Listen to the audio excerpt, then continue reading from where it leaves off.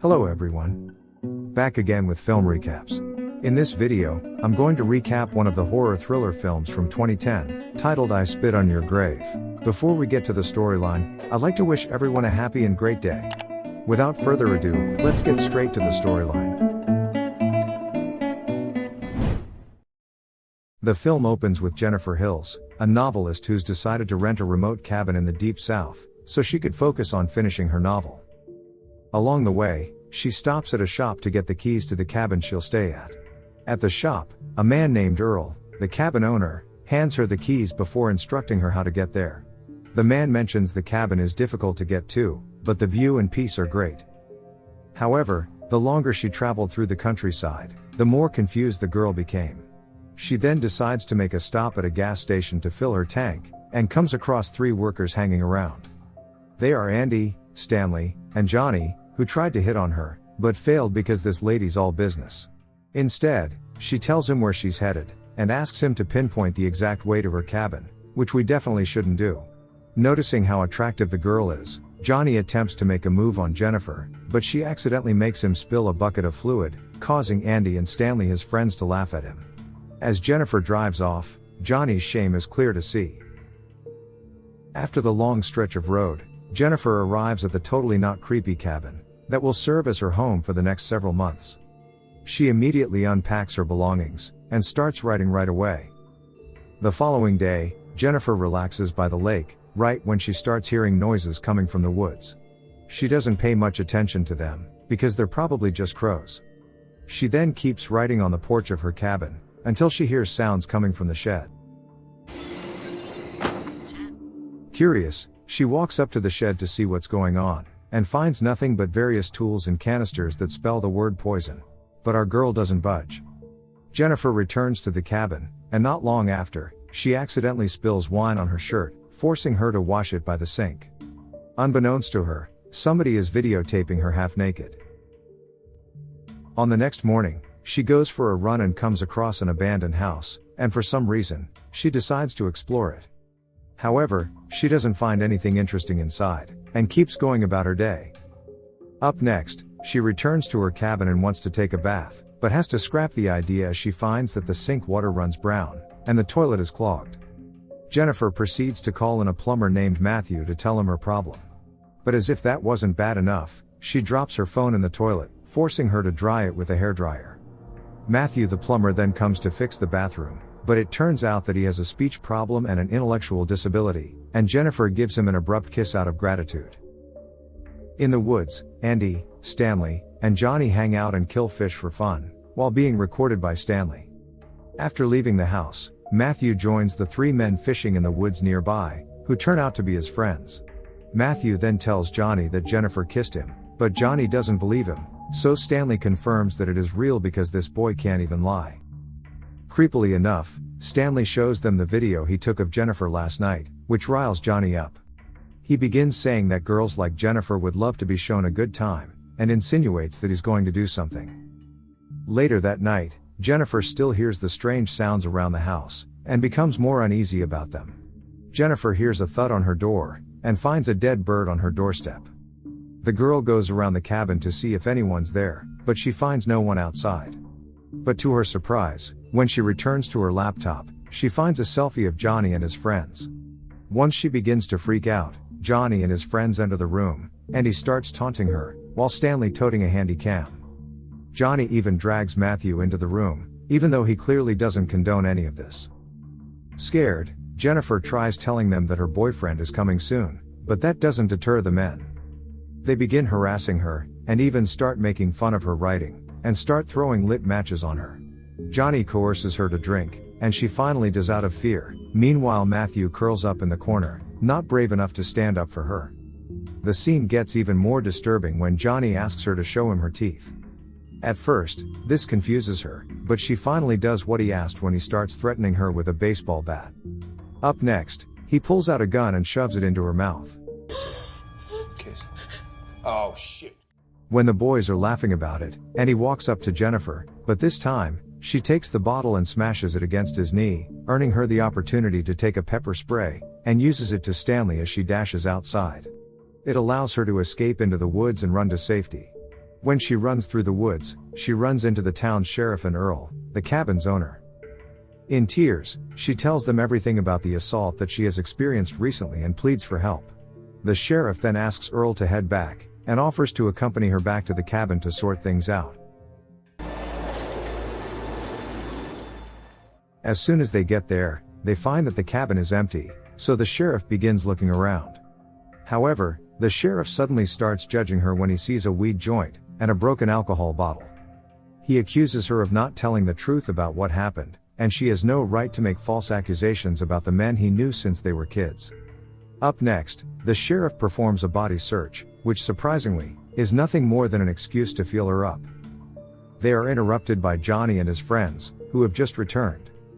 The sheriff then begins assaulting her while the rest of the men watch.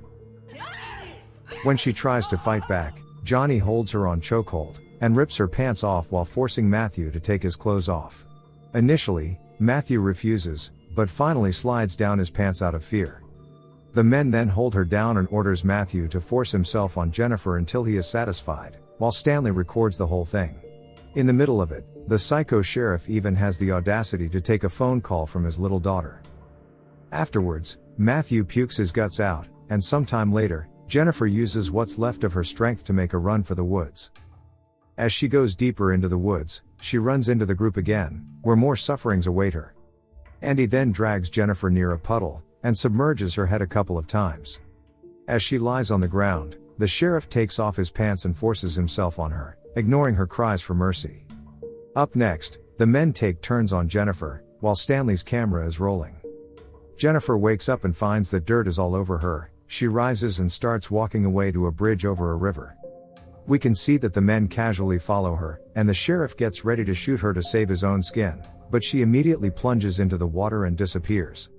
They wait for her to surface, but she never does, so they trek along the river in hopes that her body would turn up, but turned up empty-handed. This causes the sheriff to panic, so he asks the boys to dispose of her car, and all her things from the cabin, and to burn the tape Stanley recorded.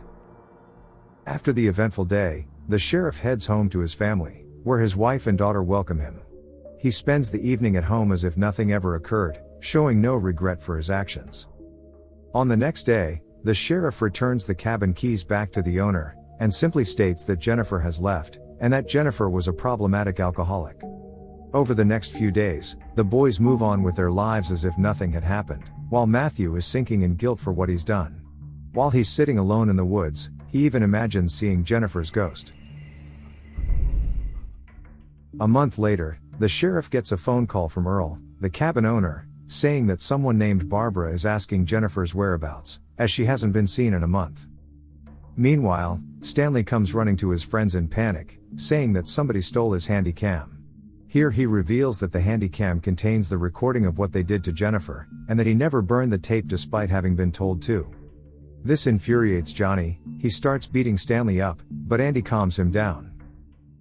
That evening, Johnny is watching TV alone when he hears a thud on his door, and finds a dead bird there. Confused, he retreats, only to find another thud at his door. Pissed, he takes his gun and storms outside after the next thud, only to find one of Jennifer's sandals on his doorstep. He shoots wildly at thin air, and runs towards the shifting bushes across the yard but finds nothing. On the next day, the sheriff returns home to discover that someone has mailed his wife a tape, which is none other than the tape containing Jennifer's rape. This sends him on a spiral, and prompts him to start heading to Johnny's place.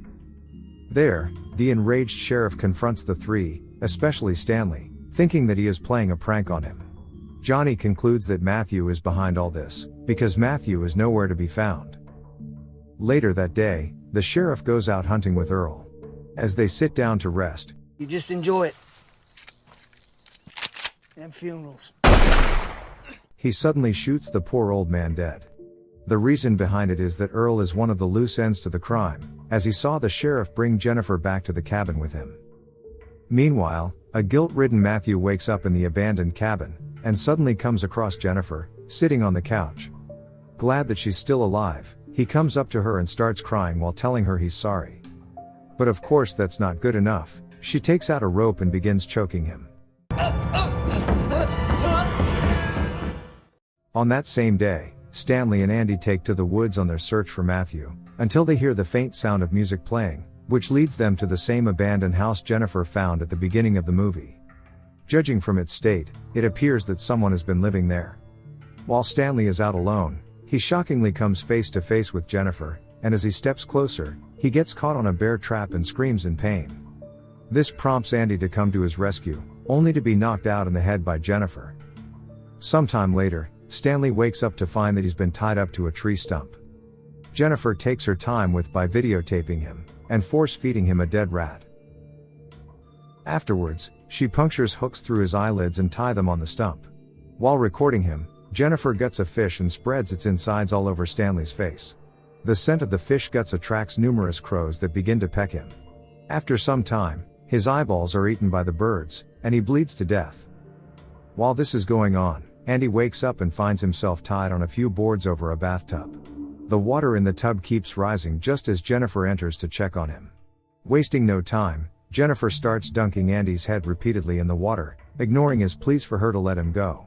To make it more exciting for her, she pours some acidic substance in the water. She then removes a plank from underneath him, forcing him to hold his own body weight unless he wants to drown to death. And when he couldn't hold himself up anymore, he repeatedly sinks into the acidic water until he dies.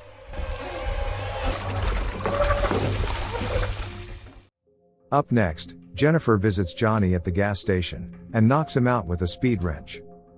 Like his other pals, Johnny wakes up tied up, and naked, with a horse bit pulling his mouth. Jennifer pulls hard on the bridle and begins taking out his teeth, making him realize his mistakes, and causing him to piss himself out of fear. Afterwards, she takes the bridle off and pulls out a gun, which she puts in his mouth.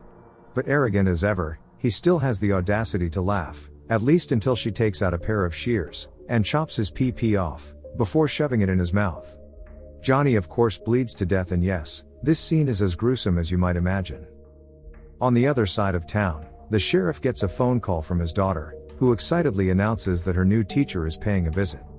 When she hands the phone to said teacher, it turns out to be the finest teacher he could find for his daughter, our beloved Jennifer. She confidently introduces her name to the sheriff, which of course makes him panic. Out of concern for his family's safety, the sheriff rushes home, and when he gets there, he finds that his daughter has left, because Jennifer asked her to hang out. He immediately goes in search for her at an empty playground with his daughter still out of sight. However, when he re-enters his car, Jennifer ambushes him. When he wakes up, he finds himself inside the cabin with a shotgun shoved inside his behind. Jennifer then shows up, and begins talking about how nice his daughter is, and how he could tolerate assaulting a woman.